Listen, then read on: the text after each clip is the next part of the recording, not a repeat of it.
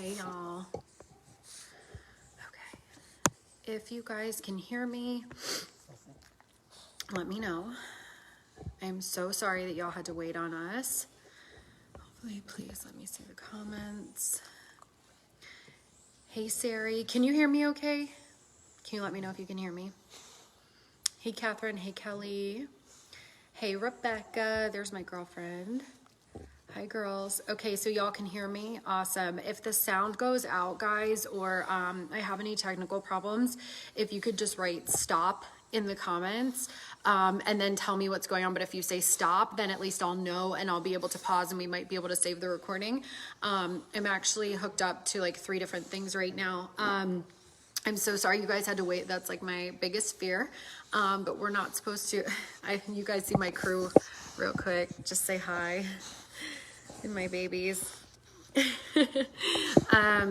Whenever I'm anxious, my bulldogs are like right on it. And so of course I'm like, so I'm thankful for my squad over here. We actually live on a preserve. So what happened is we have long story short, we have a Starbucks right down the street and everything that I could have went to, which is right there. But because we live on a preserve, the Wi-Fi is only pretty good on the parking lot, and they hold something from 8 to 9 o'clock in the parking lot right there. So I knew there was going to be music like pumping, and I was just like, so where I live, it was actually, and it's funny, I'm going to announce this now. I wasn't going to tonight, but I'm going to do a dream board training for you guys. So we're going to have a dream board party. It's going to be really fun. I've spoken to the other leaders about it already, and it was just on my heart to help you guys.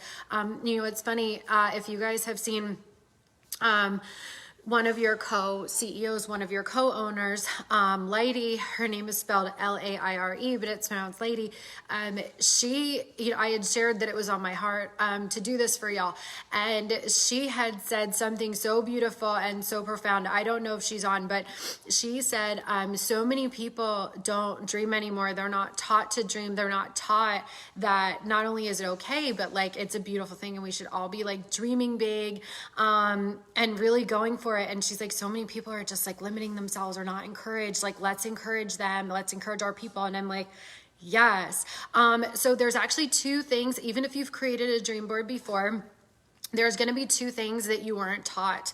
I actually paid several $1,000s to get this knowledge to do this course.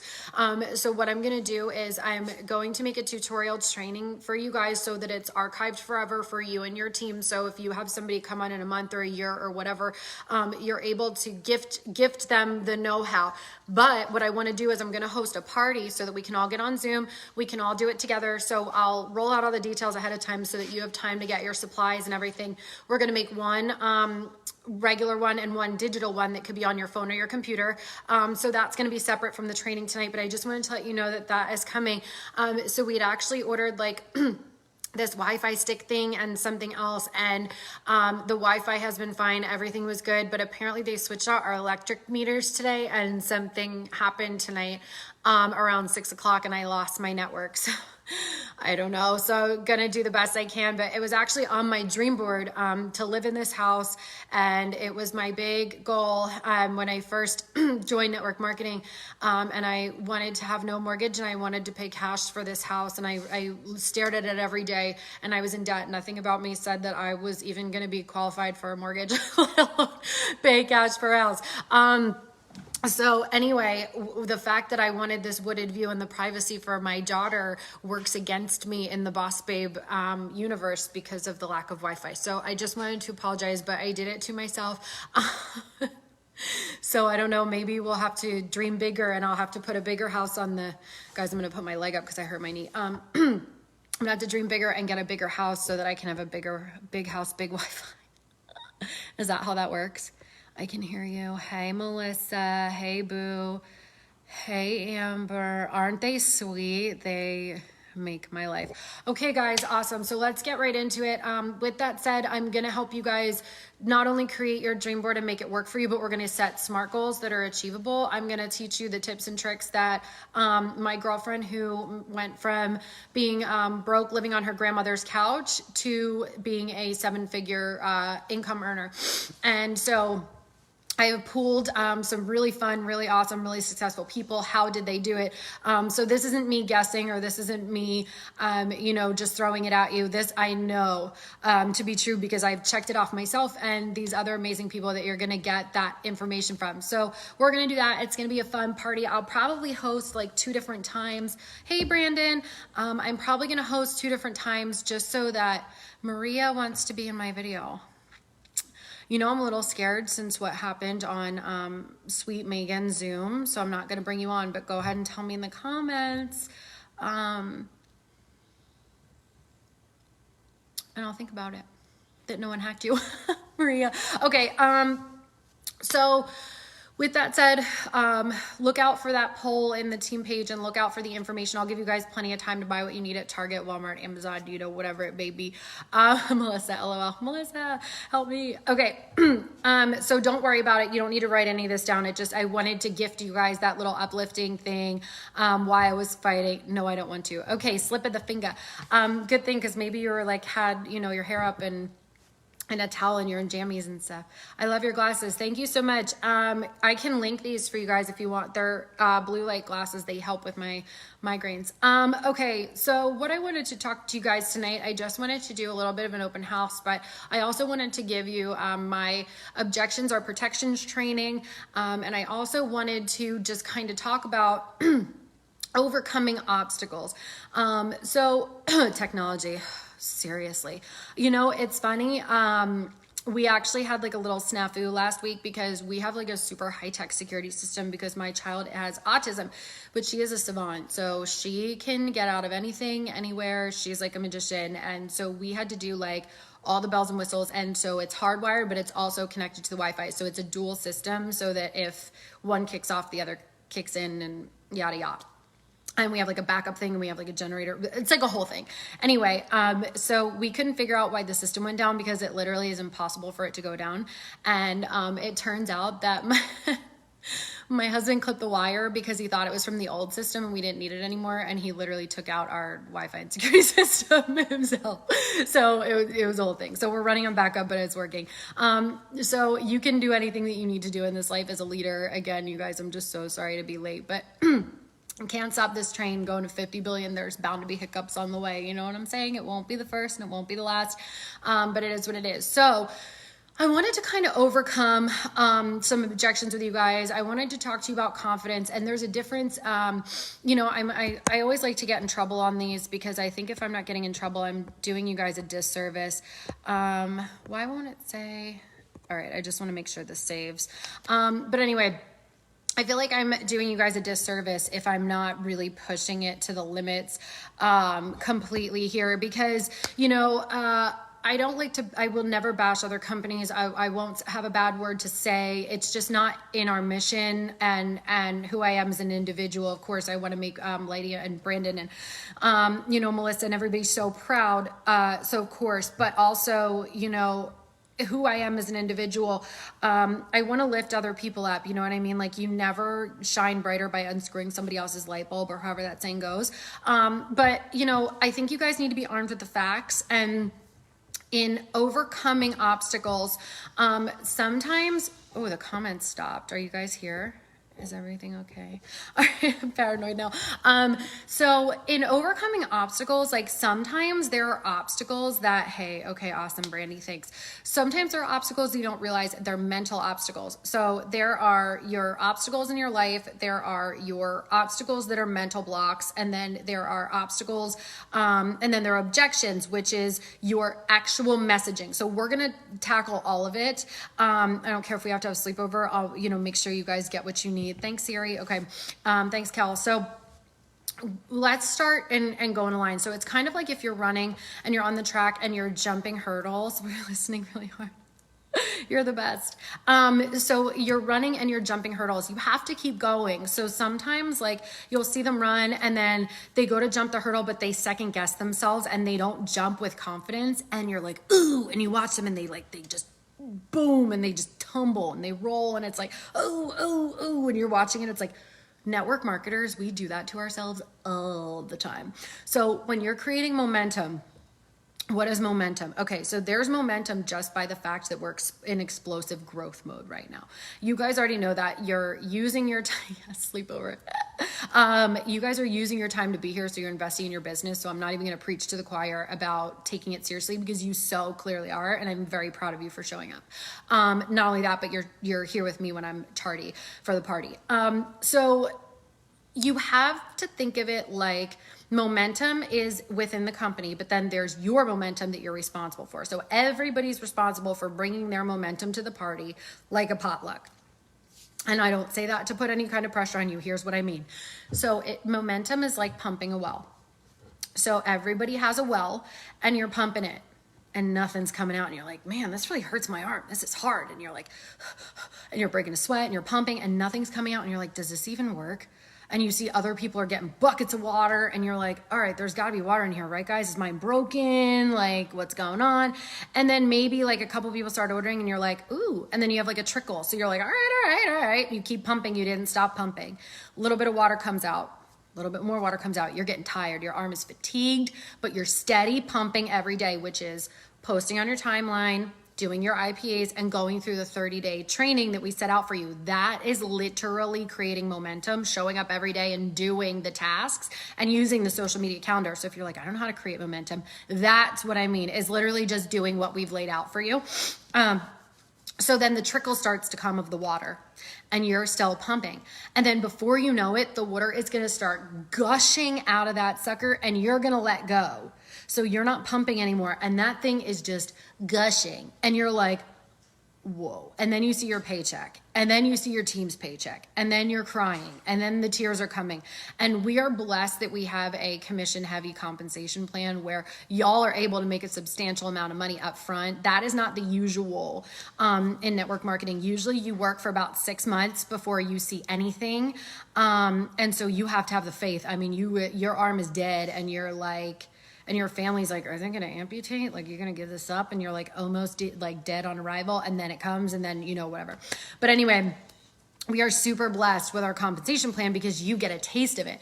But that team money, that legacy money, that momentum money is what I'm talking about. So then you're like, okay, sorry, I got really excited. I blew my paycheck. I freaked out. I celebrated with my significant other. I bought shirts for the team. We had a pizza party, whatever. And then you're like, okay, I need to start pumping again. I need to keep my consistency. So you start pumping, but the water's still coming. We checked you. It was only a weekend of celebration. You're still working. You're still here. You're like, okay, I'm committed. I'm moving. So you're pumping and the water still comes. Now, some people, life happens. They get comfortable or God forbid, let's just say life happens so I don't have to knock on wood. Something happens that's not what you were anticipating for or something, and it knocks you. And you fall down and you stop pumping and you sit down. So you don't get back up, but you're sitting down and you're feeling sorry for yourself or you're dealing with what you're dealing with, when realistically you should be peeking up. And I'll tell you guys, I'll show you this right now. I'm in my house, but I have my leg up on the table because I really hurt my knee. Is what it is. I'm still here pumping the well, but you should be reaching up even though you're down on the ground and giving it a little, giving it everything you've got. You've got to keep, your foot on the gas. That's when you ask other leaders for help. That's when you reach out to the family and you say, hey guys, I'm hurting. And that's when we lift your team and we lift you, and it's really a beautiful thing, but we're still pumping. We're always pumping. We're not burning out. We're consistent. So this is what good leadership and what having momentum teaches you, is that you have to keep going. But say you didn't have that. Now this happened to me I'm not allowed to say in my previous company, but in my previous lifetime, my prior lifetime, hypothetically, kind of, sort of, just kidding, it happened. Okay, what happened was I got knocked down. I won't tell you the story because it'll never happen here and you don't need to have night sweats. But it happened to me and I couldn't get back up. And I was trying to get back up and I was trying to pump my well. And here's what happened. All the water rushed back down the pipe and back into the well. Okay, and it was gone. So I had to stand back up through no fault of my own. I had to stand back up and I had to start pumping again from the beginning. So imagine where you are right now. Imagine having to do this all over again because of a choice you made. We're not going to do that. We're not going to make that choice. We're just going to stay consistent. So when you have momentum and you're helping your people get into that social media training, or you're helping them go through the training and they're creating momentum, you have everybody in the boat and everybody is paddling.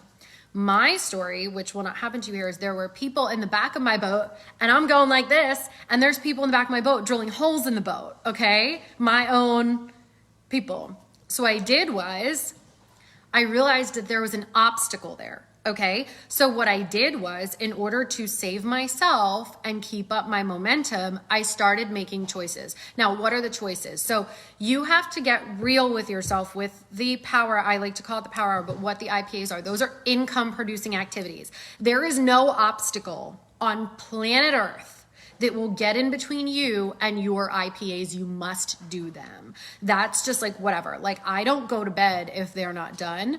I don't go out for the weekend if they're not done. Like, if you get your work done Monday through Friday, then on Saturday you get to go out to lunch or whatever it is, go to Target. If it's not done, you punish yourself, you have to do it. So that's what's going to teach you how to get rid of the obstacle of time management.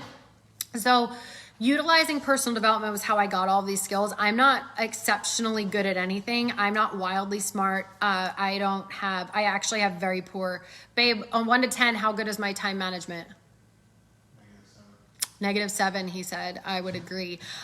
So I utilize things. Mel Robbins' The 5-Second Rule was a book that changed my life. So you don't have to read every personal development book out there.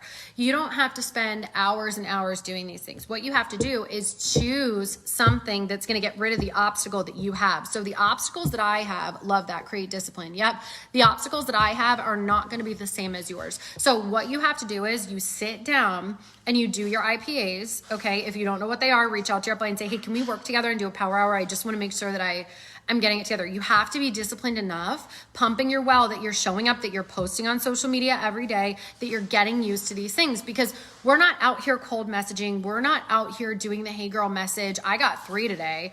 Of people I've never connected with, never even talked to, awful. And I'm literally reading it and I'm like, man, the person on the other side of this has to be getting whooped. Like, I'm not the only one you sent this to. You are probably just getting, because people are just not having it.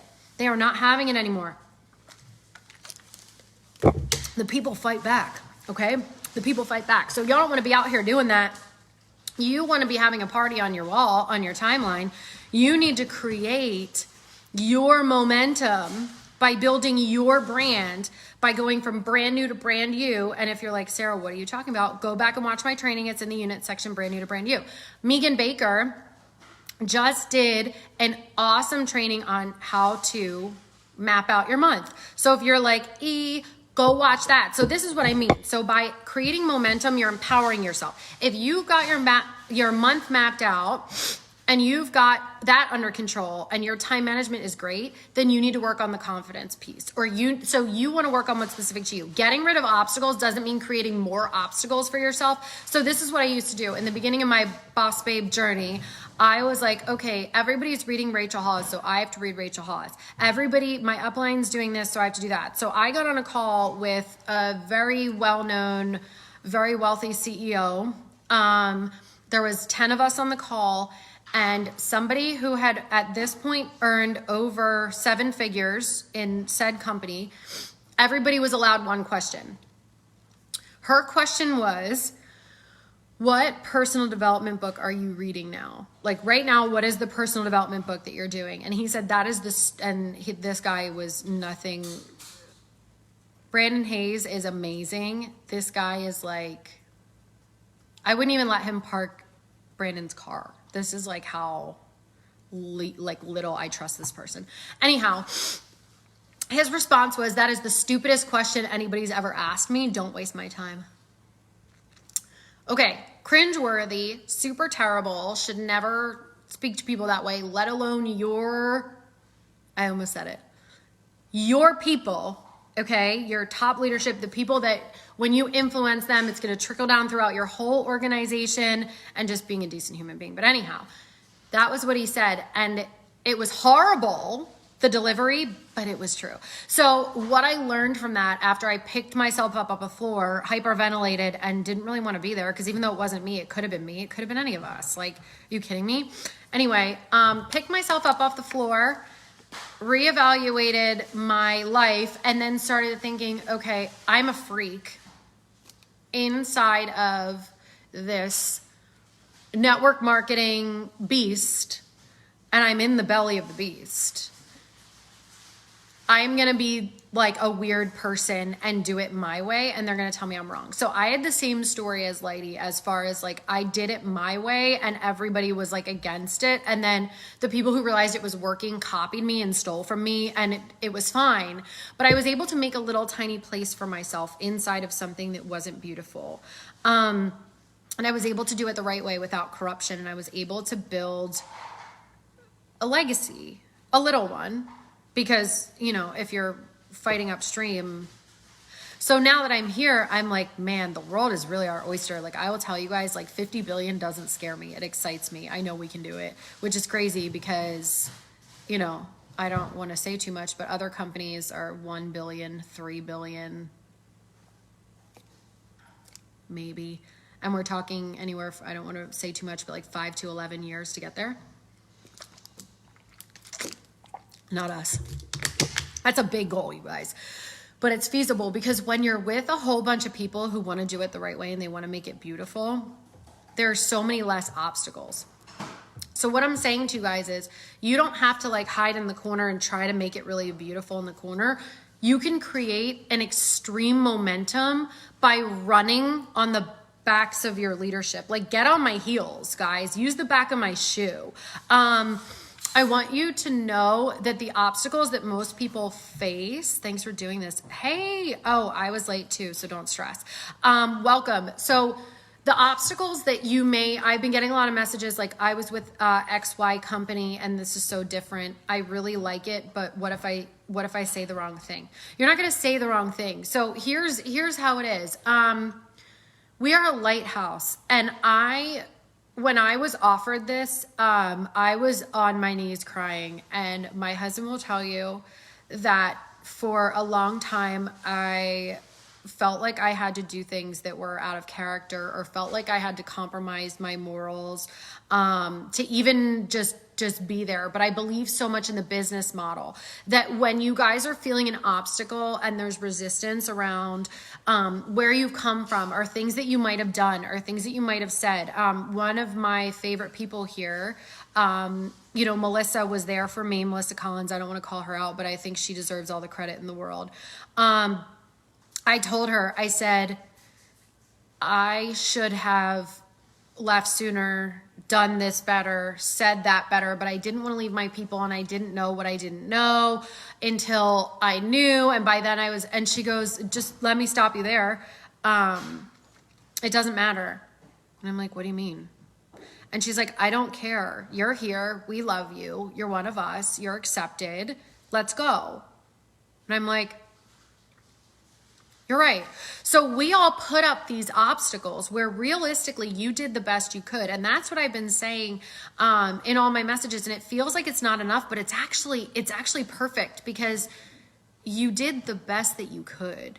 So any obstacle that's in front of you, you did the best that you could. I care about what you do now from this point on, because you're able to be who you were meant to be right now. So show me. And that's what Melissa said to me. She gave me permission. She didn't really give me anything other than peace and love and permission, which is everything. It's nothing, but it's everything. So I could sit on this live and say, post this and say that and do, but that's what everybody else is doing. And that's what's not working. And that's what's making people crazy. And that's what's hurting people. And that's what's taking away their voice. So there are people that are having to strip away the layers of hurt and robotics and all these other things that were trying to be their upline, because that's what we were taught. But if you really strip it down and you think about it, I made a post today that was like, why'd you join? I remember why I joined. I mean, I've been doing this for a while, and I remember the first day I joined. I remember the first dream board I ever made. I remembered wanting to throw up because I was so scared, but I was so excited, and I was like, I'm going to change the world. Do you remember that? Like, you have to get back to that and you have to say, okay, I start today, because you have never been allowed and encouraged to be you before.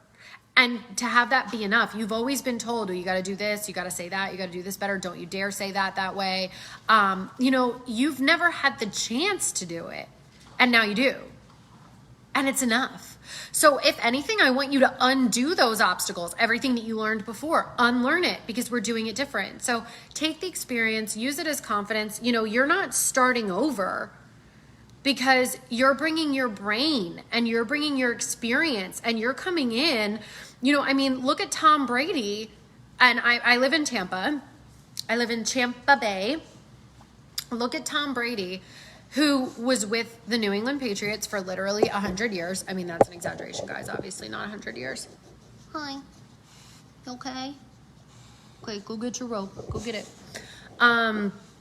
So Tom Brady was with the New England Patriots for 958 million years and did what he did and had an amazing record, a stellar record. But people talked a lot of smack when he followed his heart and decided to come to Tampa Bay, and he wanted to reinvent himself and reinvigorate himself. And he still had a lot of love for New England, and he still had a lot of love for the game of football, and he still had that record and that experience and everything that he took with him. But he came here and won a Super Bowl with a team that was like at best. And he came in and was like, still Tom Brady, like, new team, who dis? Like, literally just took them to the Super Bowl and won. So, like, it wasn't the company that was winning Super Bowls, guys.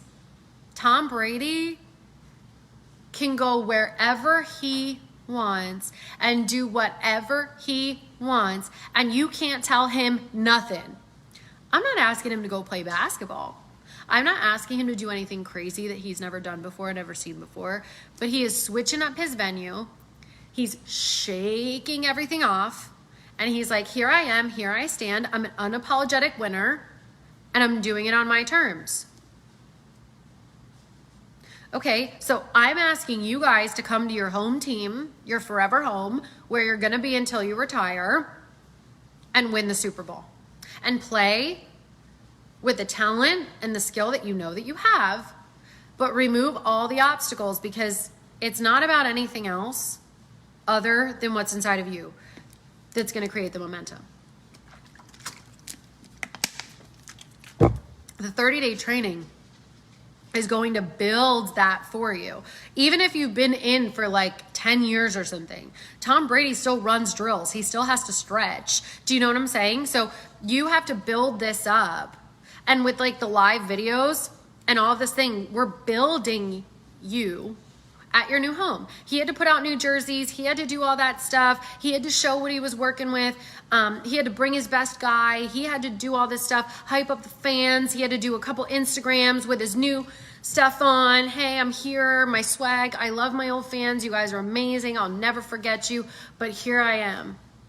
And he made big moves. Imagine if he was like nervy. Imagine if he was holding back. Imagine if he let his past. And then, you know, you had a couple guys who threw amazing passes who are on the map now on that team that were brand new, who had never done anything before. But in my opinion, that's like somebody who's brand new coming into lab who was never on the winning team before, so they didn't really get to shine. They were kind of buried. They were kind of on the back end of a compensation plan with dinosaurs at the helm that were going like this. So how are you, you know, it's really hard to do that. We're going like this. I mean, it's just crazy. So, you know, if you're new, you don't have to worry about shaking off any of the other stuff. You just get to come in and play in the Super Bowl with Tom Brady, you know? So ride the momentum. So this is what I'm saying. So the obstacles that you think that you have to just figure out how to get over those hurdles while you're running. And when I say you're running, you're doing your IPAs and you're doing your posting and you're doing all the stuff that you're supposed to be doing, and you're jumping these hurdles as fast as you can while you're running and doing this. And that's, at the end of the day, that's what it is: momentum, speed, introducing a ton of people to the product and putting this opportunity in front of people because you don't control if they say yes. The obstacle is not them saying yes. Not everybody. What? You couldn't find your rope? They say hi, they say, you're so cute. Yeah. It's so beautiful. You are. Okay, I'll hold your hand. So bulldogs are babies. So everybody gets that wrong. They're like, oh, well, I can't control if they say yes. I need them to say yes. I need to get to yes. How do I get to yes? It's like, you don't worry about getting to yes. Their dime on their time. What you do is you hone your skill and you hone your voice and you keep posting and you keep putting it out there and you keep getting better and you keep putting it in front of people because they say yes when they want to say yes. If I told you that somebody had to be exposed on average 7 to 8 times, I do. He's so cute. If I told you that somebody had to be exposed that many times, then that shouldn't discourage you or make you anything other than, okay, how am I going to get 7 awesome exposures in front of them as quick as possible? Awesome exposures, meaning like a fun graphic, something that's attention grabbing, not a hey girl message, not a spam, not throwing it up just to say you posted. Like, how are you developing that skill so that there's a party on your timeline and you're sharing vulnerable things about you and you're bonding with people and you're giving love to them and getting love back and you're following through on the trainings that we're giving you guys. So to get rid of the objections, you stay in your lane with your blinders on and you battle them on your timeline. So people use objections as protection. So they will say, your job is to figure out what the real deal is behind the question. It's never to convince someone. It's never to drag them. We don't do weak sauce. We don't do begging.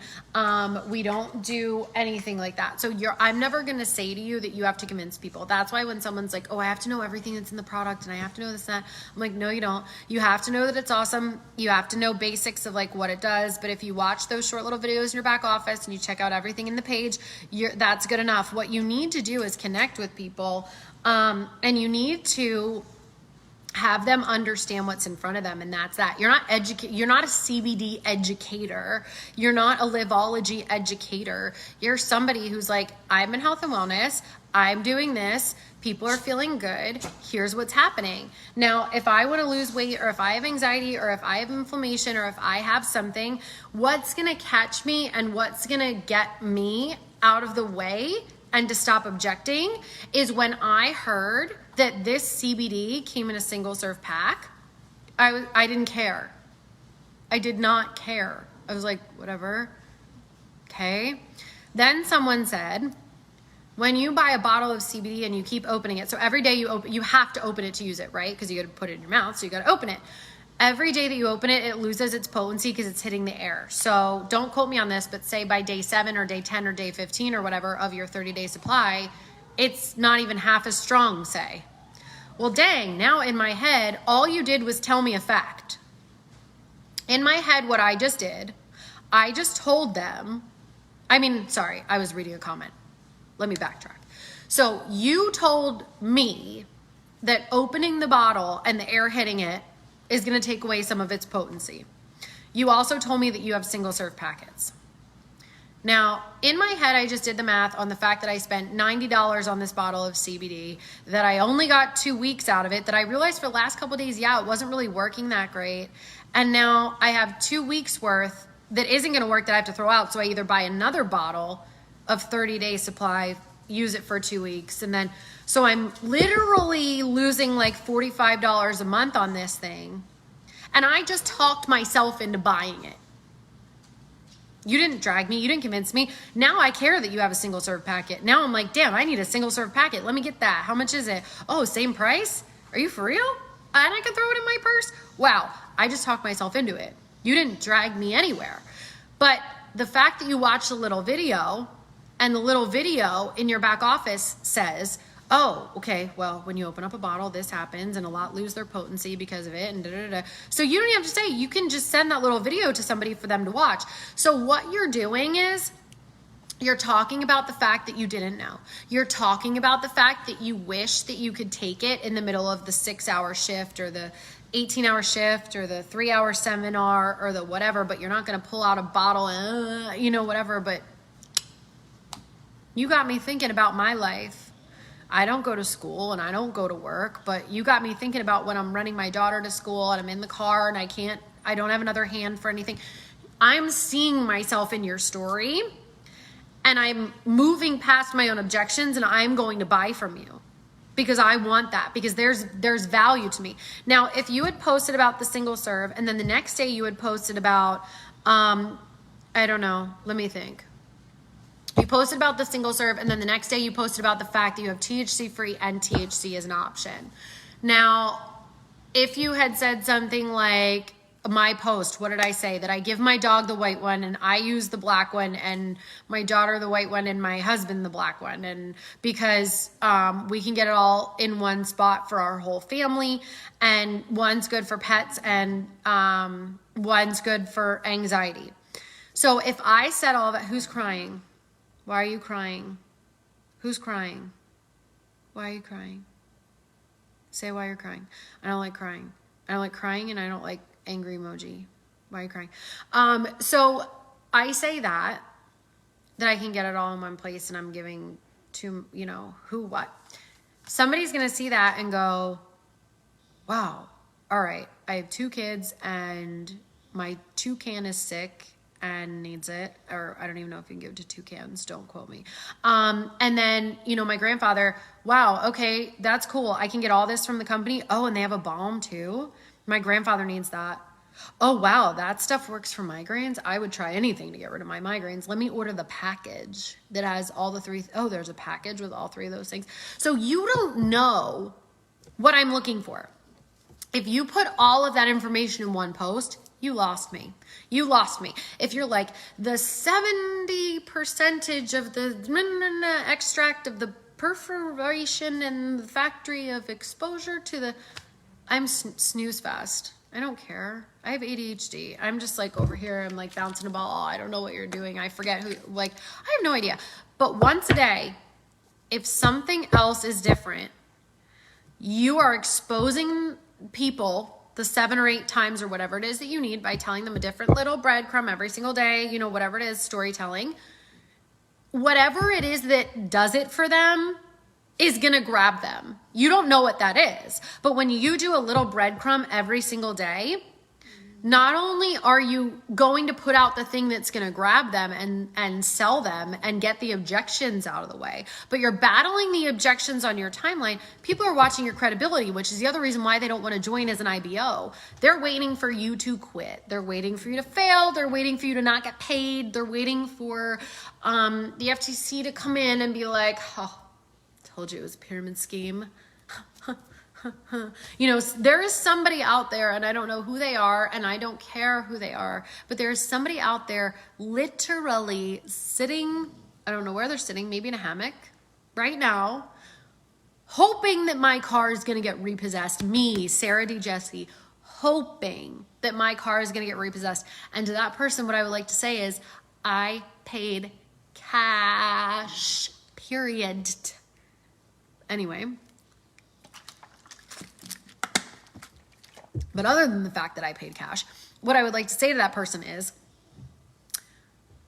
I am consistently building and building and building and pumping and pumping and building trust with my people that you ain't never gonna knock me out to the point that I can't get back up. Okay? It's not going to happen. Ain't going to be me. So when you are doing that and you're sharing a little bit of bite-sized digestible pieces every single day and you're breadcrumbing, people want to follow you, which brings me to my next objection analogy. People want to follow you. You're building trust. You're showing them every day that you are showing up, that you ain't going nowhere, that you have skin in the game. People want to join people that have skin in the game. People want to run with people that they know aren't going to drop them. There is no trust in MLM other than the trust that you build. Other than the trust that you build. Point blank, period, end of story. So, with that said, I don't let that person psych me out. I use it as a guide to make myself be responsible and hold myself accountable to all the people that trust me. And it is simply a ruler. That's how I measure it. It is simply a bumper in the bowling lane that keeps me from striking out. I will tell you that right now. I'll tell you that right now. So anyway, your next objection, and that's on haters. I mean, you will never see a hater doing better than you. The other objection is people aren't going to like what I say. I blocked my own mother-in-law. I blocked my father-in-law. I blocked them on Facebook. I blocked their phone number. I blocked. They couldn't even park in my driveway because they would not stop commenting on my posts.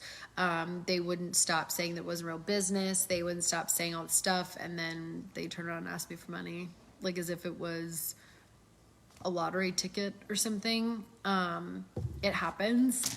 I'm not angry. I'm not bitter. I just have boundaries. So when people do that, and you have a hater, you will never have a hater that's doing better than you. People that are winning are going to clap for you, or they're going to teach you something, or they're going to help you, because being an entrepreneur is hard. So when you make it, you want to throw everybody else a snack. You want to be like, keep going. Like you see them running up the hill and you're like, you got this. Like you are not kicking people back down the hill when you're at the top. You are not. Some people are reaching their hand down to pull other people up. Other people are sitting in a beach chair and not helping, but they're still not worried about the person coming up. They're worried about themselves. You know what I'm saying? So, the loudest boos come from the cheapest seats. So don't even let that objection be a thing. That's not a thing. People say pyramid scheme. That one is like so common, but it's like so old that I'm literally just like, cool. We going back to, back in time there, pal? Fresh Prince of Bel-Air? Like how far do we go? Because Will Smith doesn't look like that anymore. A pyramid scheme is only an objection you should worry about if in the back of your mind it bothers you. So say my grandfather had warned me about pyramid schemes my whole life. It might bother me then to hear the pyramid scheme objection, okay, because I have a trigger. If you don't have a trigger, then leave it alone. It's not your job, like I said, to drag people or convince them or educate them. When people say that to me, I'm literally like, dude, a simple Google search would tell you that pyramid schemes don't have products, and we sell a ton of products and we are fully in compliance, and you can go and look the definition, and then you can go and look. And all these videos, you guys have access to them. They're all in our resources for you, but this is just kind of like an example. So to me, that one doesn't bother me at all. Some people have a lot of nerve. Yeah, I do. Oh yeah, of course. I don't mind. I want you guys to know how hard I had it, because I could have quit. Like anything that's going to happen to you guys probably happened to me. I had a really rough go. And what happened was I went from being weak and spineless, and I say this with love because I really was. I was naive. I was weak. I was spineless. I had no boundaries, to really fighting for my business before I was even making that big of a paycheck, because I saw the potential and I saw the community and I saw the paychecks that other people were getting. And I was a little jealous. I'm not gonna lie. I was a little jealous. I was a little nervous. I was a little like, I don't know, but something in me was like, you can do this. There was like a little voice in me that was like, you could be amazing. Why not you? And that was enough for me to hold on to start putting up the healthy boundaries, to start doing the personal development, to start evolving into a real leader. And then by the time I was over the hump of the hard stuff, I was like looking back and I was like, thank God I did that. The only thing that scares me to this day about network marketing is when I think about if I had quit, what I would not have. I will tell you that is the only fear that really can get me like worked up to the point that I'm like, I need to take a chill pill. I'm freaking out. Like that is the only thing that scares me that bad. And I was afraid of everything in the beginning. I would take it personally when people said no, like I'm telling you guys, like it was a lot. But when people object, so like back to the whole grandfather thing, if that bothers you in your head, you could subconsciously be holding yourself back with that objection. So what you need to do is you need to go and do as much research. So you could do the Pomodoro method or whatever. You can look up Pomodoro if you have a hard time with time management, and try it for yourself and see if it works. But you could set a timer for an hour, and you could just Google the heck out of pyramid scheme. What is it? go to the website, really read about it. Why, why this, why that, whatever. But be careful what you let in your brain. Make sure that you're going to the right source, because you can find anything on Google. And that's my thing. People will argue with you. And this is why I say you're not too engaged, because you're not dragging people and you're not convincing people. There are a ton of people out there looking for another stream of income who are open-minded and will do anything to be home with their children. And I would rather you put the opportunity in front of that person and help that person than your jealous cousin Susan, who really just wants to waste your time and fight with you because she has nothing better to do and she doesn't work on herself. So this is what I mean. So if you go to a trusted source, you look at the SEC, or you want to look at the FTC, or you want to look at something where it's like actual facts, not like somebody who quit 3 days in and they're making like hate YouTube videos. You don't let that stuff in your space because it can harm you. So look at the facts, and then you tell yourself, okay, this is clear. I understand what it means. I understand what it is. I understand what it isn't. And then you moved past that objection. I only recommend you taking that much time on something that's actually triggersome or affecting you. So when you're getting, in your own way with something, that's when you want to write it down, because you might get over it in 5 minutes, or you might realize that you have to do an hour a day for 5 days until you're comfortable, but then it's done. The work is done. So you have to move through the objections at your pace. Now, when you move through an objection, you can be learning a skill. So like YouTube is free, personal development books or whatever it is. So if you are feeling like your objection is able to be solved by learning a new skill, I mean, that was for me. People were like, you're never going to make money. That was the objection. Like, you're never going to make money. You're never going to make a paycheck. So when I saw a post, like what was in the group that was like how to make your first $500 or make your first $1,000.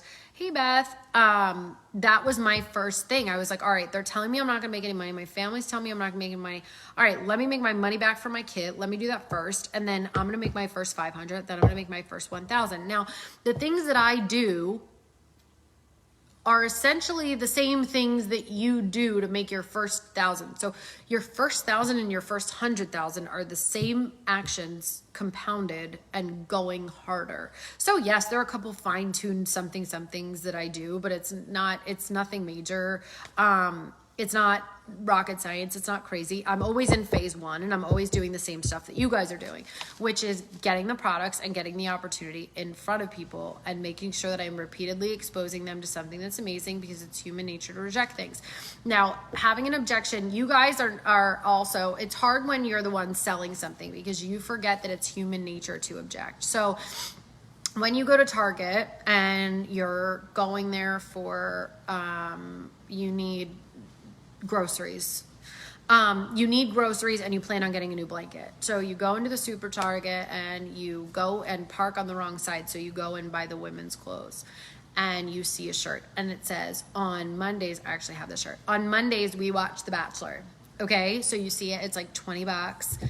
You're like, all right, this is really cute. If they have my size, I'll get it. But if they don't have my size, then it wasn't meant to be. You're already talking yourself out of a $20 shirt, and you have a 6-figure savings account, hypothetically.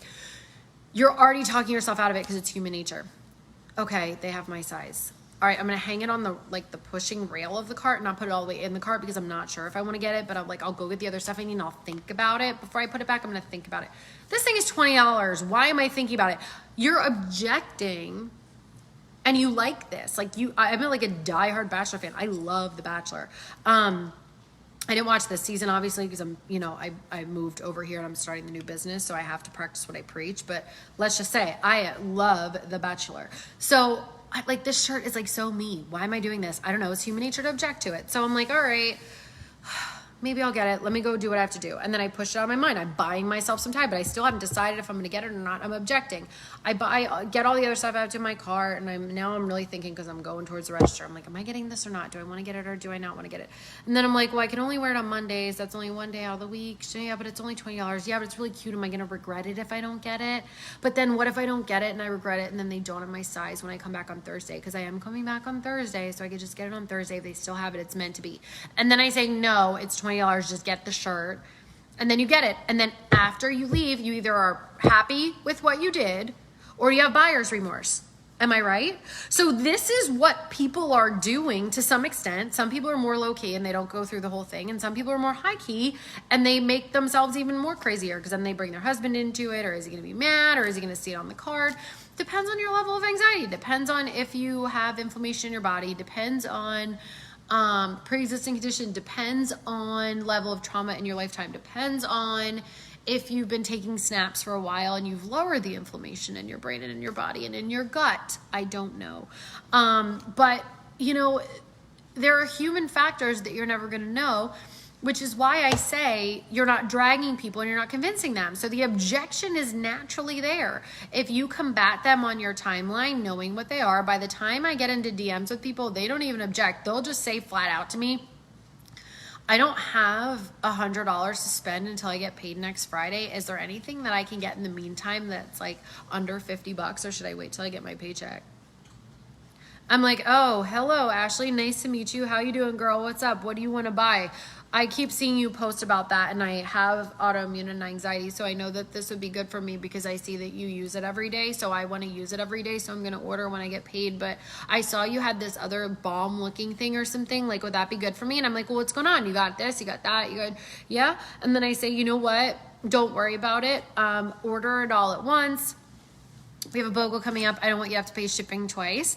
Do you live near me? Let me get you some of this or some of that, or let me send you a couple of snaps on me or whatever and then they get excited until they can order. And, you know, but I battle the objections on my wall by posting the facts and battling the objections in my post, not in a combative way, but I'm addressing it at my party. I'm making it fun in my own sort of way. And then by the time we move into DM, that's not even really a thing anymore. So people will also use the objection to protect themselves. So people will say, oh, I don't think I need that, or I don't know if I want to commit. I really want to try it first.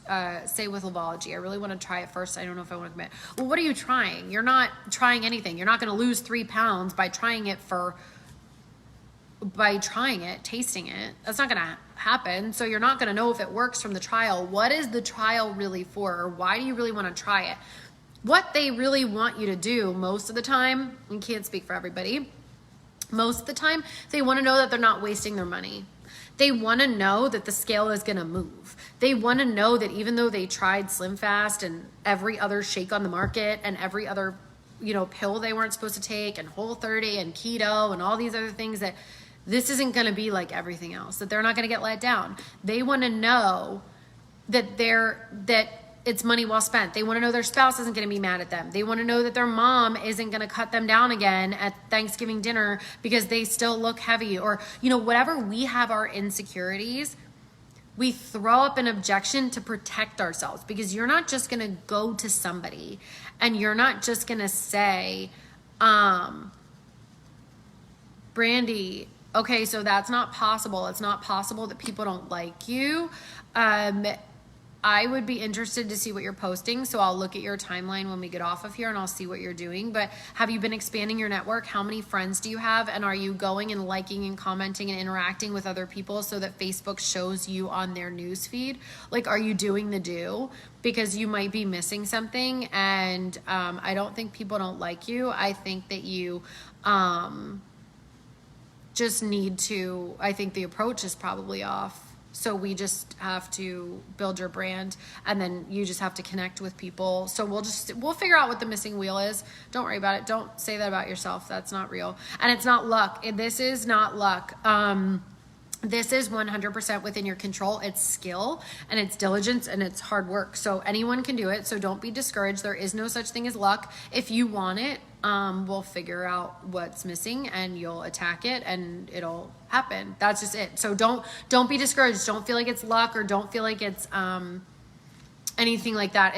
It's 100% in your control, and we'll figure it out and we'll do it. So don't worry about that. They talk themselves out of getting healthy because they are used to products not working. Yeah, I mean, you know, if you look at Livology versus Slim Fast, you know, you and I know that that's not even that's not even a comparison. The Lavology is going to have to work harder because of the damage done. You know what I'm saying? But to a person, they think, well, I tried a weight loss product that was really popular and well reviewed, and other people were using it, and I saw them using it. So what's different with this? Right? So we're not going to drag people. Sarah, I want to see your wall. So y'all make sure that I see these comments after so that I can go see what's going on. Did you guys do the social media training? Did you post all 30 days? Did you show up all 30 days and do every assignment in a row? Because it's the compound effect. Somebody said it earlier, but it's a compound effect. They play off of each other and it builds on top of each other. Did you guys already do the social media training and those posts? Are you using the lab lifestyle marketing graphics and stuff, or are you kind of going rogue and doing your own thing? Let me know in the comments if you can.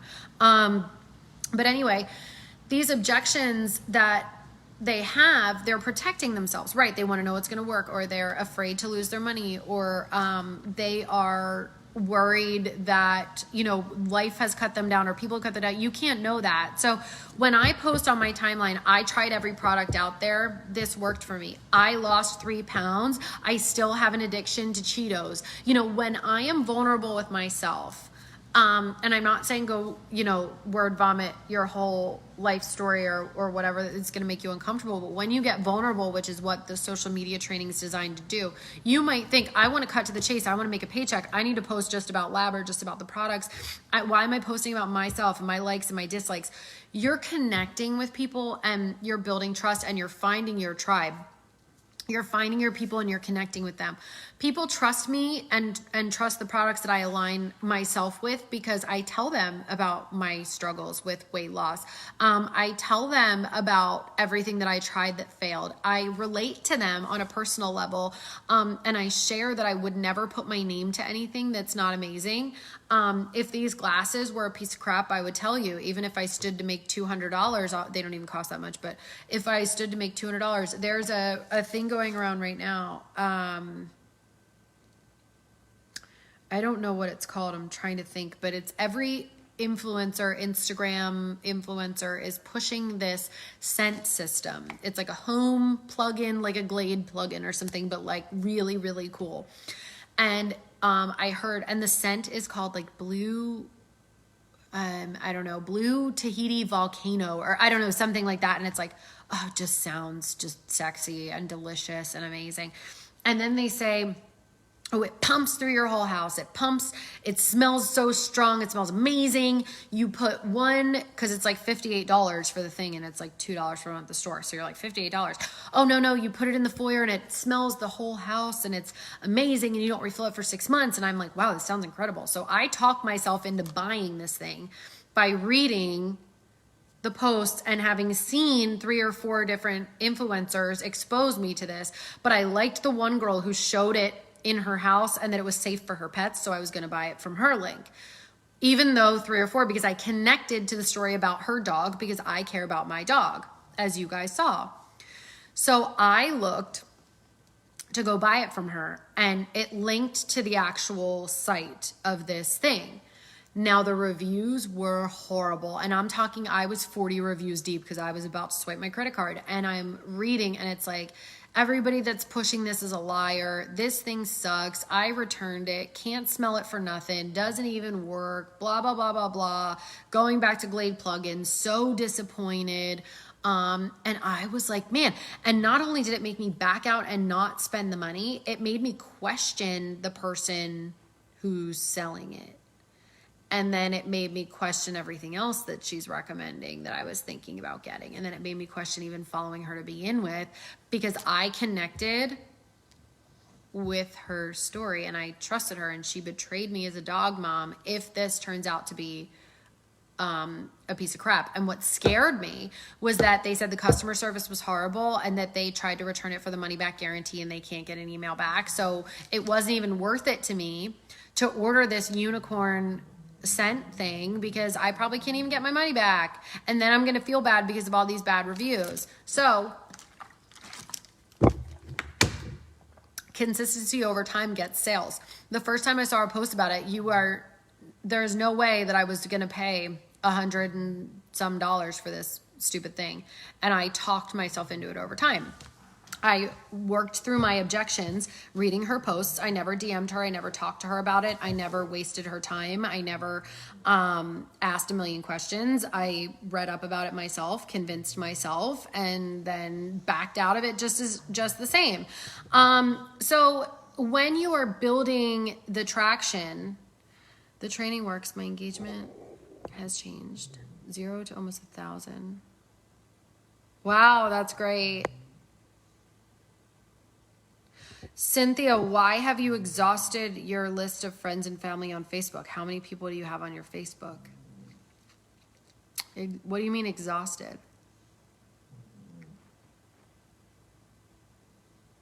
You need new eyes on your stuff all the time.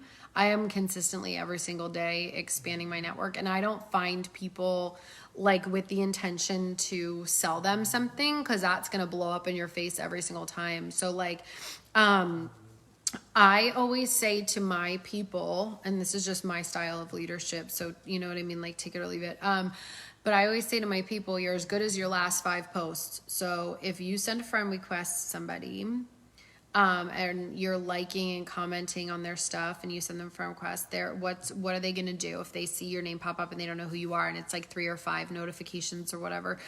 The first thing you're going to do is creep, right? Totally. So you're going to go creep. So they're going to creep you. So they're going to look at probably your last 5 posts, 3 to 5 posts, and they're going to make a decision. Do they want to friend you, follow you, engage with you? Do they like you? Do you make them feel good, or do you turn them off and they're going to run for the hills because you are selling something and they smell a rat? When people come to my page, they know that I'm confident in the products. They know I definitely sell something. They know that I think that they need it, but they don't think that I'm spammy, because I'm not.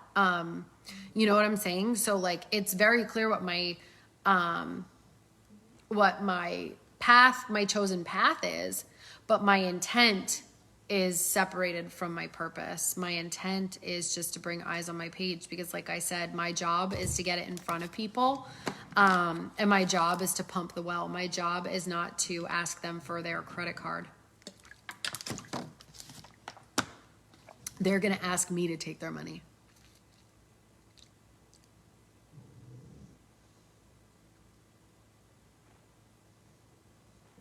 Yeah.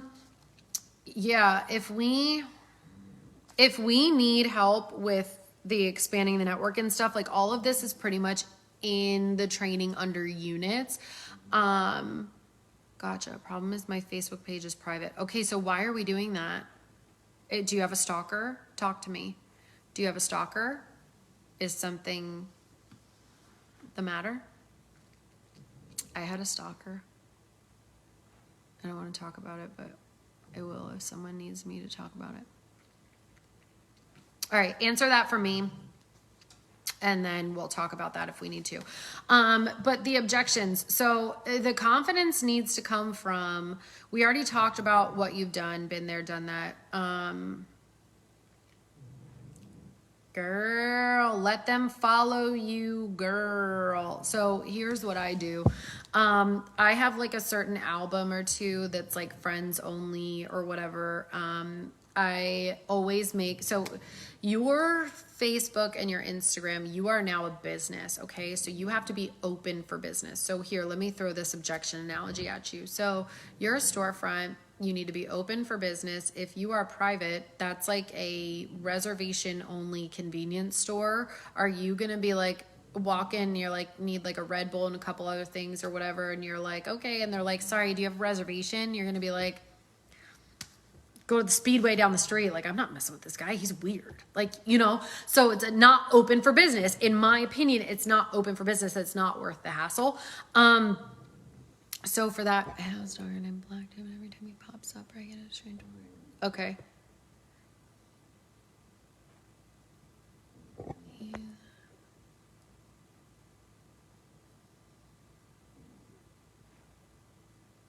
This is a private group, so you should be fine. Okay, we'll talk in DMs later, because that's a situation that's kind of specific to you and not, we're going to have to work around it, and not everybody else is going to need to do that. Okay. If it doesn't have to be private, it needs to be open for business, or you need to figure out a way to get open for business, because this is literally your storefront. You're going to turn the lights on. You're going to show people. So here's how I think about it. So say you live in New York and you live in a high rise, and then every morning you walk to work. So you come down the elevator and you get out, and there's a newsstand right out front of your apartment, and you love reading magazines. It's the only way that you don't kill your boss, because he's super mean and you hate him. So you take 15 minutes every single day and you read your favorite magazine, and it's like a vacation. You just live your best life. You drink your smoothie and you are just living for this magazine, and it is just your lifeline. So every morning you get it and you put it under your arm, and you're like feeling like it's your sword. You're like, I got this. And you go to work with it, and like, this is how you get through life. Then on Thursday you come down and it doesn't have your magazine. You're like, where is it? It's like not hanging up there. There's like no sign saying be back soon. You're like, that's really weird. So you go out of your way to go to another stand and you get it, and you're like, that was strange. You go to work, and then the next day, nothing. You're like, where's my magazine? I need it. I'm going to be late. What am I going to do? Now you're kind of like, where is it? This is really weird. And then you go to the other stand, and the guy's really nice to you, and he's like, oh, let me give you a discount. Thanks for being a new customer. Here's a granola bar with that and whatever. And you're like, wow, this guy's great. Like, that was kind of worth the extra 3-minute walk. So the next day, are you going to get up a little early and walk a little out of your way because you got great service and you know you can rely on that stand? Or are you going to do the risky stand that wasn't open for business 2 days, that had it before but then didn't have it, and you don't really know what's going on, and it's not really open for business, and they didn't tell you they were on vacation, or they didn't say something? What are you going to do? So I'm concerned with family photos, family business. Someone stole my pictures. Yeah, the world is sick. So you need to, I would take 24 to 48 hours to go make private the albums you need to make private, to back up the photos you need to back up, to clean up your timeline as if you were getting a new job, if you were being interviewed to be the president or whatever. You know what I'm saying? Like, going with that mindset of like, okay, I'm about to be a celebrity overnight kind of a thing, because you're going to open for business. What do you need to clean up? What don't you want people to have access to? It's totally okay to keep some things private. My child is very vulnerable. She does not speak, so I am extremely careful. So you have to be, and that's okay. So I would just take the time to remove the things that you don't want people to see, make private what you need to protect, and then you need to open your store. So take a couple days to rearrange the things in your store. And then if you need to talk to your spouse about what the comfort level is, we did that. My husband and I, we talked about, what I was going to post about her, and we still have ongoing conversations. Like, there is a boundary of if I'm going to share certain things, like I need to just have the conversation. I need to give him a heads up on certain things, and then other things we decide together when and how much will be said, and I honor his opinion. And at the end of the day, it's my business, so I make the decision, but it's our family, so we we have that discussion. So that's, instead of objecting in your head or having to fight that battle in your head of questioning yourself all the time, have the conversation, put it out on paper. Here's where the boundaries are, and then you need to start running. So whatever these obstacles are, that's clearing. Another obstacle is getting your storefront, your house cleaned up, and then your whoever it is that's your numero uno in life, or the other parent or whatever, then figure it out and do it that way. That's what I would do. So you can't live in fear. You have to, I would use Google for that. I would, instead of asking me in the middle of the live, I would just Google that, and then there'll be screenshots with arrows and directions, and you can probably just follow it. I usually bring that kind of stuff up on my laptop and then do it from my phone so I can look at it and do it. You're just going to have to work on being a solution seeker if social media platforms and stuff are not your stick. So when you're dealing with objections and learning in the beginning, especially, you have to be a solution seeker. You have to figure out how you can be effective. You never want to wait on your upline or any upline to answer a question for you. You always want to go try to find the answer yourself and get scrappy, because that's how I learned my way around social social media. I learned by doing and doing some of it wrong. But you know, that's like what teachers would always say to you. Like, if I give you the answer, you're not going to remember it. But if I teach you how to go find it, you're going to remember it. You know what I mean? Like, so that's kind of how that works. But when you're feeling like you don't know what to do, there's somebody else that has had that question. So go to the top of the page and hit the search bar, like the little swoop, Harriet the Spy. It's like a circle, like it looks like a magnifying glass, and just start typing in keywords like one at a time to try to bring up what you're thinking. And then just use Google. Google's your friend. It's super integrated, and it'll likely get you something that you need. And there's probably somebody else who's written a blog on this, to be honest with you. I just try to be careful because I don't like to go down the rabbit hole of like horror stories. Like, people will write things for shock value, and to try to get like more eyes on their page or their blog or whatever it is. So sometimes there are things that like you just don't need to go all the way down the rabbit hole. But there was somebody who probably had that question before you for sure. Okay. So we talked about the objections. We talked about being bulletproof. You guys have to also have the mindset of, I know I said this before, but like, people get on trains that they know where the train is going. So if you are super clear about, if you are super clear about where your train is going, what you're doing, and you're putting that out consistently, people are going to want to join you. People don't want to get on a train that they don't know where it's going. So with these objections, you're going to get good as you are answering them, because once you answer one once, like I will answer one, I will do a really great job at it. I'll save it in the notes section of my phone, or I'll screenshot it to share with my team or whatever it is. And I save it and I just get good at it. You know, you have to understand that nobody is ever rejecting you. And then once you realize that, nobody is ever rejecting you and they're just literally protecting themselves, and you take that like weird fear, ego, something away. It's funny that you guys just said that, because I literally, as I was logging on to get this pulled up for you, I just got a weird video message from someone I don't know, and I am definitely not opening that, but it sort of like pulled up on its own, and okay. I just want to read the rest of the questions that you guys had so I can kind of move through them, because I know I'm taking a super long time. Thanks for hanging in with me. I know this has been a really long one, you guys, but I think it's a great topic. So, okay, we went over comparing yourself. We went over, if you don't know what to do, it's going to be in the team training. It's going to be in just turning your mindset into a solution seeker. I will tell you, successful people just ask better questions. You know, they say, how can I, not I can't, and they find a way, and that builds your confidence muscle.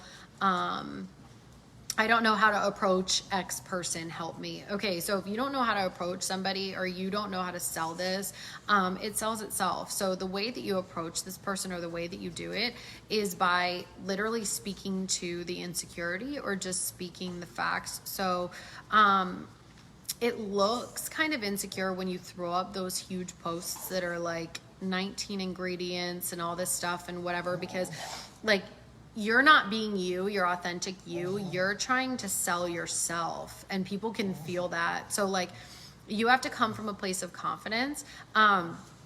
And you have to come from a place of like, I don't know all the details, but I do know what I do know, and I'm super confident in what I do know. And that's where I come from. And people are like, oh, okay, cool. Well, what about this? And I'm like, honestly, I don't know, but there's a money back guarantee and I know what it's going to do. So like, you want to give it a go because it's going to be awesome. And they're like, oh, okay. Like, it's all about posture rather than spitting out a ton of stuff. So I would say, if you don't know how to approach somebody, literally just approach them, because whatever it was that had them interested. So if they were talking to you about anxiety, if they were talking to you about, oh, I'm interested in that stuff, does it do anything for arthritis? You know, that kind of stuff. Literally just be like, go in the team page and you'll find like a testimonial or something and be like, yeah, this made me think of you. This is what I'm thinking. You want to give it a go? There's a money back guarantee. I really think it's going to work for you, but like, I say we see what it's going to do for you. I can't give you medical advice and I can't say, but it looks amazing for these other people and I love it. You know, I'm using it consistently for sure. And they're like, all right, cool. Which is way better than sending some copy pasted paragraph that has all kinds of ingredients. Like, people don't know what that means. It's like when you share just like the broad compensation plan thing, like most people don't know what that means. Like what's 15% of the match of this, of that, of the, like, what does that translate to their life? Like, are they going to be able to quit the job they hate in a year? Are they going to be able to be home with their child because every day they pull up to daycare and they pull away sobbing, crying? Like, which conversation are we having? So to me, it's like, if they want to know about, do you really make money? Well, what do you consider money? What's your goal? What extra money do you need? Tell me about your situation. So that's the conversation. That's how you overcome the anxiety or overcome the objection, because there's a mismatch. So some of you guys have been sending me, I've been saying, what less is more. Everybody word vomits, it's fine. But I've been saying to you guys, how do we do the educational posts without getting nerdy? Who are you educating? Like, what are you educating people on? What are you trying to say? And then I'll tell you how I would say it. So when I look at y'all's stuff and you send it to me, what I see is you're afraid to say, I don't know, or you're afraid not to know something. So you grab like a bunch of information and you like throw it so that you kind of like look like you know what you're doing. You don't have to know what you're doing at all. You just have to know why you're doing it. So I would just say, listen, I'd love to help you. I am seeing a ton of people having awesome results. Let me put you in this group and tag you so you can read through some of the stuff with me, because it's not my job to convince them, right? But it's my job to connect them and plug them in and show them what I'm doing and put it in front of them. So how do I put it in front of them? I put them in the lifestyle group and I tag them in something appropriate. So if they're asking me about the compensation plan, if they're asking me about losing weight with Livology, if they're asking me about CBD, if they're saying that they're exhausted, then I'm tagging them in the comments of the energy post and I'm following up and saying, hey, did you see? How amazing is that? Oh yeah, I saw, that was pretty cool, but I have hypothyroid. I have my kids, my this, my that. Hey, listen, if you do it consistently and you're willing to get up every day and just take this stuff, and then that's when I send the graphic that's like morning snack, take this, activate, da-da-da. Hey, are you willing to do this? Like show up and do this every day? They're like, oh yeah, that looks easy. It looks fun. Okay. If you're willing to do this every single day, then these are the results that people are having, and there's a money back guarantee. So, and they're like, oh yeah, I'm definitely in. But I didn't give them, I didn't educate them. I just connected them to something and I let them decide. So that's how I work. I know there are other people, there are other leaders who probably could give you a better, more concrete answer, but I prefer to do a little bit of a dance because I like to learn about my people. That's like my style.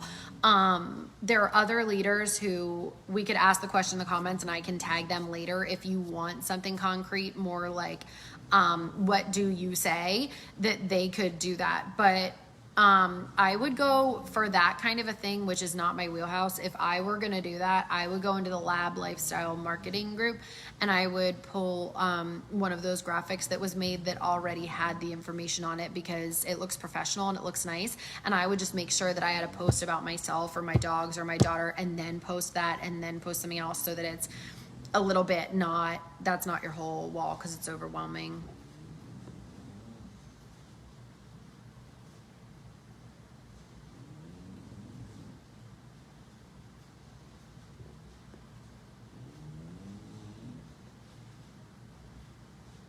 Who's talking about their attention span? We are the invitation to the destination where they can get the information. Right, exactly. You guys are doing a lot of heavy lifting for people that is their job to do. So that's why the leaders, we run that group for y'all and we keep it going so that you can bring your people in there and they can have fun with us. And then you follow up with them, you plug them in, you talk to them about it and show them, but you're not like literally sitting there answering 45 questions.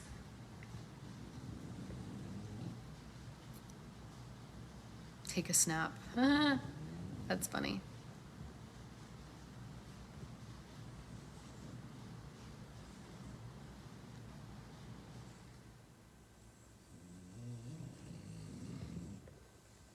Okay. All right, I think I'm pretty much through my list. I'm sorry this is running so long, you guys, but I wanted to make sure I hit every single one. Oh, for the one that's like, I don't know what to do without a boss telling me. So that's where you can use the Pomodoro method, or you can work against the clock. That's what I did in the beginning. Was I used, so Lady, either Lady or Melissa, I'm not sure. If you do the search for the checklist, it's in the page. You take the checklist, and if you have your IPAs let out and you have your, you know how you're setting up your month, then you will know what to do. At that point, it's just a question of you doing it. So however your brain works, you could take a notebook and a piece of paper and you can write it down and cross it out, or you can have the checklist in front of you and you can be crossing them out. But for me, what it was, I used to work against a clock. So I would start it and do the Pomodoro method. I started out with 60 minutes and that was too much for me. I was all over the place. I would find myself scrolling. I would be like, what happened? So I started doing 15-minute chunks. And when I was having the worst ADD before I had the snaps, I was working in 5-minute chunks to not let myself get distracted. You can do 15 minutes on, 5-minute break, depending on your ADHD. If you're able to do the 45 minutes of solid work with a 15-minute break, that one's the best. But just look up Pomodoro, and that will help you. But what you have to do is, like, you have to have the successful person's mindset where you're going to figure out what's going to work for you, and you just have to work until it works. Like, that's just like the truth. Like, this is the part about being an entrepreneur, where some people fail because they literally just didn't figure it out. They're like, oh, well, I guess I can't do it, or, oh, that doesn't work for me. It's like, there is 100% chance that it works for you. It's just a matter of finding the discipline to figure out what it is that works. It's like with medication. Sometimes the first one works. Sometimes your doctor has to try 7. Like,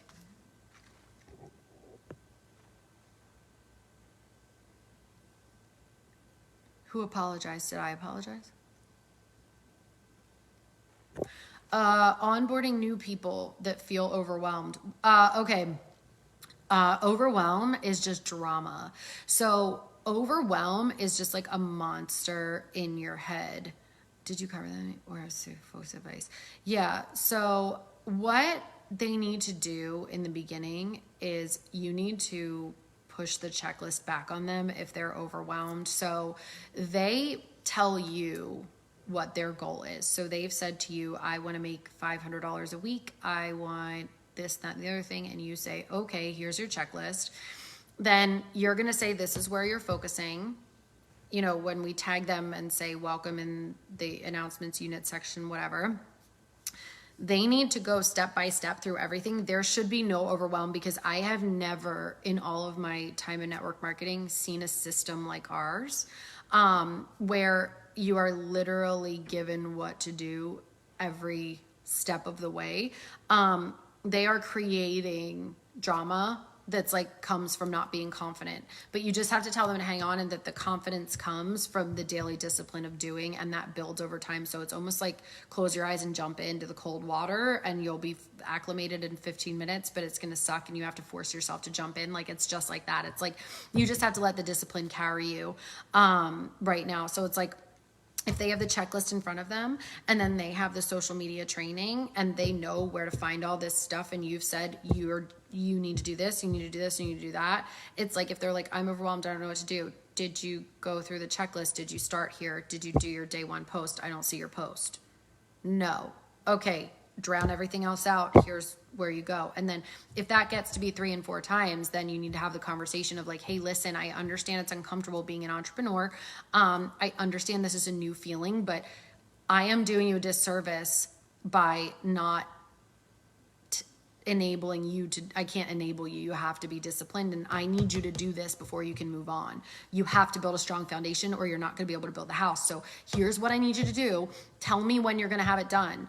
It's Friday night. You're going to be done by tomorrow night or Sunday morning. What's it going to be? I used to email myself when I didn't have an upline that would do this for me, but I would email myself every Monday morning, that I had to fill out my tracker, which was literally just a piece of paper where I wrote how many people I spoke with. Was I on task for this? Did I do all the posts I'm supposed to, which is all in your social media calendar, all in your training. did I do it? And I had to look at myself. Where did I fall short? What did I do? And I had nobody to blame but myself. And I was like, okay, I was weak here. I was weak there. I was really strong in these areas. Let me celebrate those wins. I'm going to buy myself something on Amazon. And then for where I was weak, I made sure that I held myself accountable. And if you go back and watch my 10-10-10 video, that will help. That's in the training section. I held myself accountable week to week so that I never got to the end of the month and didn't know what happened. There was never an end of the month where I was so far from a goal or anything like that, because I was holding myself accountable week to week. So if I did make a really big error, or if I really was behind on something, or if I really was slacking, sorry for going long. Yeah. You know me, Rebecca, I just always do it and then say sorry, but I always do it anyway, because I love you guys. So you will catch it within that week and it won't affect you long term. So that's just another small discipline. You wouldn't have to email it to anybody. It was just the finality of that to me was like taking it seriously, but you could just write it on a checklist. But what they need to be doing is really realistically just the basics. It's starting at the beginning and the discipline. I was scared to go live. We all are. Exactly. Discipline builds confidence. They can read the compound effect. If they don't want to do it, some people buck the system. I was one of them, and I don't know why, just because, like, I guess it's a personality trait or something. And this was like years ago, but I sort of was that way. But then I read the compound effect and I heard the story about, like, it was like two guys, I'm just going to butcher this, but because for the sake of time, but there was like two guys, both are age 30. One eats a salad for lunch every day. One eats a sandwich with a bag of chips and a cookie and doesn't work out. And then, 3 years goes by. This guy's 30 pounds less, married to the love of his life. And the guy over here, who's the identical twin, is 30 pounds overweight, has lost his job, and, small little actions. And it shows how it can do good or do harm compounded. But like that saying, like, there is no tomorrow, because if you don't do it today, then tomorrow it compounds in a negative way. So I would literally just tag them in the 10-10-10 and point them in the right direction and say, listen, I need you to do this. And then once they get rolling, it shouldn't be so overwhelming. But overwhelm is a lack of discipline or a lack of focus or a focus on drama. Like a retriever. I love dogs. I need another one. You're welcome. I'm so glad that you're happy here. Yeah, you just have to fight through it. Okay, blah, blah, blah. Someone said no, they're not saying no to you, and no is never, I never take it personally. I never take it as final either, unless they block me. Because like I said, you make a decision based on the information that you have now. So, what was a decision you made 10 years ago that right now, if you had all the information, you would have made a completely different choice. And you're like, I wish I knew. All the time. You know what I mean? So I don't even stress that. I just say to myself, did I do my job? Did I expose them enough? Did I show them? Did I let them make a hasty decision? Or is this something where they need to watch me and I need to move on with my list? That kind of stuff. Yeah, no today could be yes tomorrow. You don't know. I mean, I've seen the craziest things happen. And like I said, I post round robin on my wall everything that I thought in the beginning, every objection you have and every question you have, somebody else is thinking it. So just post about it. I thought it was too expensive. And then I realized that the one I was buying that was cheaper, where I was opening the bottle every day, I wasn't even getting 2 weeks out of it. Somebody else is thinking it's too expensive. And then they're going to be like, wow, but how else will they know? All right, cool. That's good. We got that. And then the other thing with the overwhelm is, the Pomodoro method is huge. Reading the 5-second rule by Mel Robbins if you have a hard time with time management. It's about getting real with yourself with the IPAs, the emailing to your upline once a week and making sure that you got it done, utilizing checklists. That is how you overcome overwhelm when you chunk it down, because the brain likes chunks. So if you guys go watch my other video, Megan Baker was super empowering too with hers. And then, you know, I look to Melissa Collins if I need product knowledge, or, you know, she has like the longevity. She knows everything. She's a wealth of knowledge. So I go watch that if I feel like I need, you know, confidence in specifics, in the way the company runs or in the way the products go, stuff like that. So there are days when people have asked me a question I don't know, and I log into my back office and I watch that 30-second little video that explains it, and then I literally send them that video, or I send a voice note, and I just learned it 10 seconds ago, which is totally fine. That's how you figure out how to get rid of the overwhelm. You know, overwhelm means there's too many things at once, or there's too much at once. So you have to just chunk it down, and then your brain can handle like the little bite-sized pieces. So whatever the overwhelm is, you know, you say to yourself, okay, for the week, if you have a half hour a day to do personal development, what's it going to be? Do you have one really big issue that's overwhelming you, where maybe you need to take 10 minutes of that to get your office set up, your new office set up? Or maybe you're like me and you're just going to work at the kitchen table and say YOLO because you need to get this done anyway. And it doesn't matter that you don't have the whiteboard and the fancy stuff and everything upstairs, because you're getting it done. You know, whatever's going to chunk it down to make it workable, that's where you try something for a few days. And then if you're not getting the results, then you need to try something else and adjust it. The overwhelm is going to come from looking at everything in a big scope, in the big picture. You need to say, okay, what is it going to take to actually really build my business right now? What do I need? If you log into your office, it's going to say you need 2 IBOs and 1 customer, or you need 1 customer and 1 IBO who gets a customer. Okay, well then you need to get a customer. Then you need to go talk to your IBO and help them get a customer. Okay, now you're good. Now your brain has accepted the chunk. Moving forward, what do we need? You know, that's how you want to get rid of the overwhelm, is saying, okay, you know, you want to be a 6-figure earner. That's awesome. But a 6-figure earner, you and your upline should reverse engineer that goal. What do you need to do in the next 6 months? So what does that look like in the next 30 days? And what does that look like in the next 7 days? Because that's going to tell you what you need to do for the next 7 hours. It's really just about reverse engineering it and chunking it down. And if you don't wait for tomorrow and you're doing it today, and you're using the 10-10-10 or the Pomodoro or whatever it is that works for you, if you're always living for today, Melissa Collins is really good at that. If you guys follow her, she's always in the now. She always has her foot on the gas. And she's like, I got to do this today. I got to make sure I hit this today. She holds herself extremely accountable. So it's really just about accountability and the discipline, and just figuring out what works for you. So go days at a time until you can go weeks at a time, until you can go months at a time, knowing what works for you. I don't have to do any of that stuff anymore because I know what works for me. I don't try like, systems out anymore. I don't try new things. I don't get in on the hype if there's a new spreadsheet app or something like that other people are swearing by, because I have a method that works for me.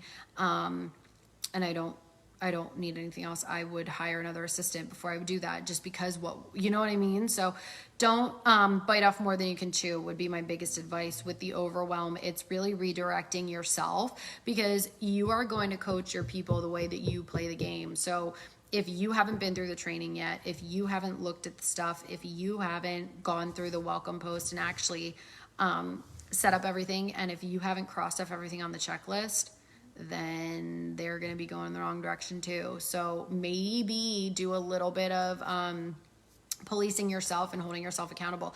Look at what you haven't gotten done yet in those things, and then just say, okay, when I email myself next week, what am I going to have done? So if it's going to take you 2 weeks to get it done, then what is it going to be every single day? Because if you wait until the end of the 2 weeks, you're going to have 3 days of scrambling, and it's going to be a mess. So just chunk it down, and you'll see how much you can get done, especially when you're working against a timer, and you're trying the Pomodoro method. It's going to work for you. So I think that would probably be best. Anybody have any last minute questions? I think that's it. Yeah, Facebook scrolling will get you if you're not using a timer. If you don't have it in front of you, like I know I'm going to email myself, and I the more time you have on your hands, the worse it is, because when I am working and know I only have an hour or two with childcare or whatever help, then I'm like, okay, I know that sorry guys, I'm fighting off a headache, so I'm pressure points. I put on CBD balm before I did this though, so it's like I'm kind of taking some from here. Anyway, So if I know that I have 8 hours to do something, it's going to take me 8 hours to do it. If I know I only have 2 hours of childcare to do it uninterrupted, I'm going to figure out a way to get it done in that 2 hour. So however long you give yourself, kind of a thing, within reason. But like I turn my notifications off sometimes, and I will sit and do work on my laptop sometimes if I'm really distracted. I will do that and put my phone down. I will put it on silent. I will put it on airplane mode. Like I will do whatever I have to do, because you have to fight for your time. Time is your biggest asset, or it's going to be what kills you. So you have to eliminate all of the distractions and everything else and drown out the noise, and you have to get savage about your productivity. And that's kind of where it comes from. So it's like talking to people, following up with them, posting, getting the interest, and, you know, moving around that way, staying in phase 1, because what you're doing is you're plugging in your people to this, but they have to take the accountability. Yeah, I do too, Rebecca, same. They have to have the win. So they need to get in here, and they need to show up to the training, and they need to go through the checklist. And because you know what, you're building a leader and not a leaner, and they are going to be so empowered and so confident and, you know, just morph into the best version of themselves. So it's like not like sign them up and throw them to wolves. No, definitely not. But like they got to do the work, because when they do the work, they're going to get their reward. And if you're carrying everybody and trying to keep that weight, it's just going to burn you out, and it's doing them a disservice too. And you're doing this for time freedom, or for your family, or for whatever it is that you're going to put on your dream board. So you have to remember that. So there's definitely a finesse to it that you learn, where you gently remind people that they are super empowered and welcome to Google it. And there's a really nice way to say, hey, YouTube is free. Go find it and find what speaks to you. So you know what I mean? Like that's how you overcome the overwhelm, is saying, hey, I'm here for you. I've got your back. The whole team has your back. We need to have you start becoming a solution seeker, and I want you to grow. So get out there. I'm right here. Go. You know what I mean? Like you're definitely setting them up to win. But like they need to write their posts, they need to find their voice, because we don't want to be the company, just another company out there that's like follow the uplines. You know what I mean? Like don't say this, don't say that. It's like, no, I want you to be you. I want you to be the best version of you. I want you to fulfill your God-given destiny. That's not on me. You know, I would never tell somebody to be me. I want to plug you in to be and empower you and grow you and make you strong, so that you are the biggest, most badassiest version of you possible. All right, well, I hope that was helpful, guys. I don't see any more questions. I know we had a lot to get through tonight. I'm sorry. I just didn't want to do a training that was going to be, I didn't want anyone feeling like they weren't having their questions answered, or they didn't know what direction to go in. You know, it's easy to feel overwhelmed. It's easy to get in your head. It's easy to feel like you don't know how to be the leader, or, you know, I always had to grow into my leadership. Like I was always, running to keep up with myself, and that's okay. That's why we all train together in one team page. That's why we do it this way, because lean on us. And then when you grow, then you'll take some of the weight off of me. You'll have my camera time, you know, and you'll be pouring into everybody, and it'll be awesome. If you don't know what to say, just speak the truth and speak to the insecurity. Just say, hey, I'm doing this thing. I'm really excited about it. I'm loving everything that I'm doing. You want to do it with me? You want to try it with me? You tired? Are you anxious? Have you ever tried CBD? I'm going to be my accountability partner. I'm going to go drop 15 pounds real quick. Hot girl summer. Whatever, you know, you don't have to say it that way if you don't talk like me, but however you talk, you know, that's what I say. If I don't know what to say, I just go back to what I see. I'm like, wow, you got 3 kids running around. You're amazing. Tell me a little bit more. How can I serve you? I got CBD and I got this detox tea. What do you need? What's up? I'm a mom, and I know I live for that stuff.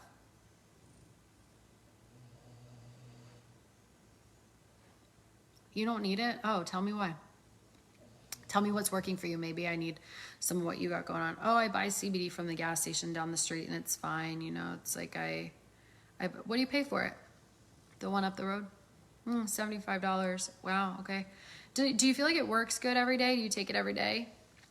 Yeah, but you know what's weird? Like, I feel like it was working really good, and then, like, it just kind of, like, I don't know, it didn't work for me anymore. It must be me. I must be doing something wrong. No, did you know that when you keep opening the bottle, like, every time you open it to take a dose, like, it actually loses potency every single time? So by the time you get to week 2, like, toast. Wow, really? Oh, that sucks. I don't know. I guess there's no way around it, though. Yeah, I thought that, too, until I tried these snap packs. They're wild. What's a snap pack? Oh, I'll show you. Pull it out of my bag. Pop it. Yeah, so I literally never waste my money and it works just as good. Last day of the month, first day of the month. I love it. Wow, where'd you get that? I mean, I can link you.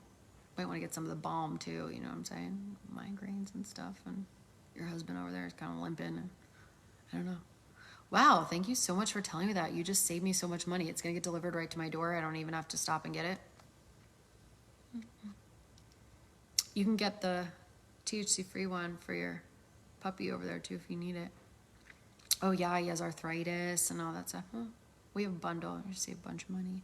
But listen, if you're going to tell your mom and your sister about it anyway, do you want to think about doing what I do? It's no big deal. You don't have to do it right now. We can talk about it. Get your stuff for free. Wow, really? Yeah. I hope it's real, because if not, my car is going to go poof in the driveway and you're going to have to drive me home. It's going to be awkward. And then when I get there, I'm not going to have a house anymore. So, can I stay here if it's fake? Know what I mean? Just talk like a normal person.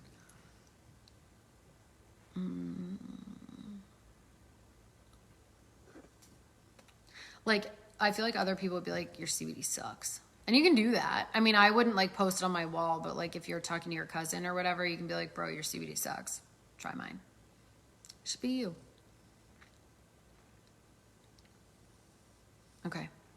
All right, I love you guys. I've been on here for 500 years. I'm super sorry that this took so long, and I know that it was kind of all over the place, but I really just wanted to answer what you guys needed answered rather than just kind of run with my agenda, because we have so many amazing leaders in here. The trainings are always straight fire, and I feel like you have so much good stuff to work with that like we could afford to take a pause and kind of talk about this stuff tonight. So I'll get you guys the details. I can't believe my Wi-Fi held out. I'm so happy.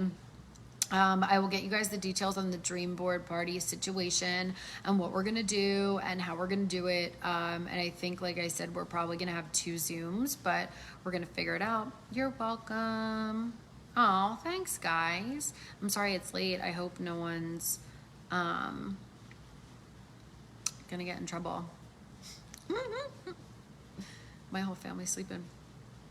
My dogs give up on me, too. They're laying on my feet, passed out. You're welcome.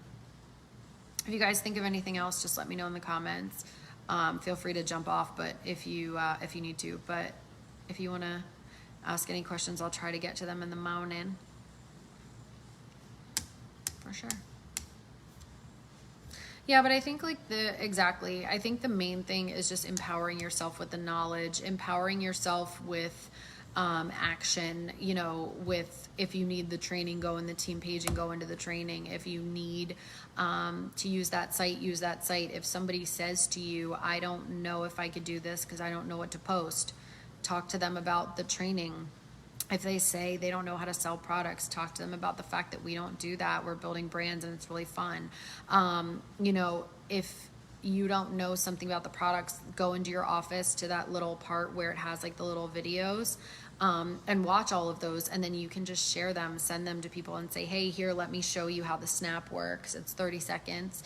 They'll be like, oh, cool, I'll watch that. You know, like use the tools to build your confidence and it will come. It will come. It's really just about taking the overwhelm and breaking it down and saying, okay, what am I overwhelmed about? If I want to be a 6-figure earner, then I have to be a $600 earner right now, because 600 is what gets us to 6 figures. I will tell you guys, it is the same actions. It is being in phase 1. It is hitting those ranks and keeping going and honing those skills. So everything that you're doing now that might feel uncomfortable, or might be out of your wheelhouse, or might be something that you're like that was a perfect example when you were saying you were afraid of going live, and then by the 8th one you're like, I could do this driving. I went live the other week. I was eating a taco, and driving, the messiest thing ever. And I was just like, whatever. And I'm like, it's like you don't even think it's like riding a bike. But in the beginning, I was like, hello, my name is Sarah. And like, I don't know, my camera was probably like this, like the worst angle. It was probably like double chin city. Just, I don't know why I did that. I could have just told you, but whatever. I get weird late at night, guys. I get weird. But yeah, it was one of those things where I look back and I'm like, it's so cringy, but I save it so that like y'all can see it and be like, wow, she survived that embarrassment and she's this, like, okay, I can do anything. But I'll tell you what, in the beginning, it was just, you have to believe in things that you cannot see, and you have to go for the small ranks and keep going and help your people start winning with the small ranks, because that's when you start pumping the well and the trickle turns into the explosive. But like, confidence is everything, having the posture, because we have a ton of stuff that other people don't have, and we have leadership, and God has his hands on us, you guys. Like, run wild like you're on fire. There's nobody that doesn't need this. There is no compensation plan that is better. There is nobody that's gonna move me, and I don't care. So whatever y'all have to do, however many videos you have to watch, and just keep faithing it till you make it. Just stand on that fact. I mean, if you guys would follow me, there's 14 of you on right now for the end of this training. You've been with me for 19 hours at this point with no snack and no bathroom break, and you're still here, then you would trust me. You would follow me. So know that I cannot be moved, and that should be enough for you to run crazy. I cannot be moved. So borrow my confidence and my conviction until you have yours. All right, guys, love y'all. I hope you have an amazing rest of your night. I will see you again so soon. And if you need me, you know where to find me. Hit me up in the comments with any questions or any feedback or anything else you need. Thank you guys so much for getting on. And thank you to everybody who helped me out with the sound check. All right, guys, let's crush it. If I come back in the comments here next week, what are you guys gonna tell me? I know I keep trying to leave, but you guys keep hitting me with the stuff, and I got my computer open, so I'm seeing the questions flying, and I'm like, oh my God. Are you guys gonna hold yourselves accountable? If I tell you 1 week from tonight that I want tangible results based on your IPAs, what are you gonna tell me? Did you show up? Did you post? Did you do it? Let's do 9 more hours. I totally could. I would just need I got these peanut butter M&Ms. It was the worst decision. I got them BOGO at Publix. I'm like, why? And I'm gonna do a post probably tomorrow about gluten-free Oreos. They really are as good as regular Oreos, which was terrible for me also. They're so good, you guys. Amazing gluten-free Oreos. We need them for our Zoom party when we do our dream boards. Brandon came back. Hi, Brandon. I'm illegally staying late. You guys are so sweet. Okay, go to work. You guys have goals to hit. I'm here, not to worry. Start pumping the well. Don't get overwhelmed. Chunk it down. Pomodoro method. Find what works for you. And remember that the people who are already successful just ask better questions and they know how to think. So success leaves clues. Why not you? Do the do today. There is no tomorrow. You can't go to bed. All right. Bye, guys. Love you.